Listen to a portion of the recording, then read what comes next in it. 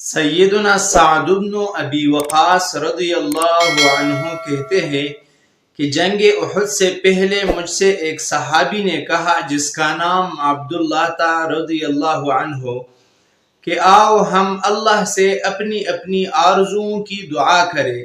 میں نے کہا اچھا۔ ہم ایک کنارہ ہو گئے۔ میں نے پہلی دعا کی، الہی جب کل دشمن سے میرا مقابلہ ہو تو میرا مقابلہ ایسے شخص سے ہو جو حملے میں بھی سخت ہو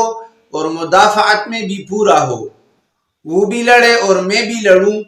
پھر مجھے فتح حاصل ہو جائے، میں اسے قتل کر دوں اور اس کا سارا سامان لے لوں۔ میری اس دعا پر عبداللہ نے کہا آمین۔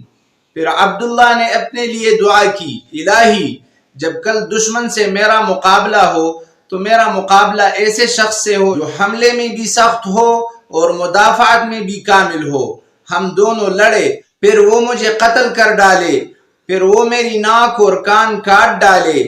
پھر جب میں تیرے سامنے حاضر ہو جاؤں تو دریافت فرمائے کہ عبداللہ تیری ناک اور کان کیوں کاٹے گئے،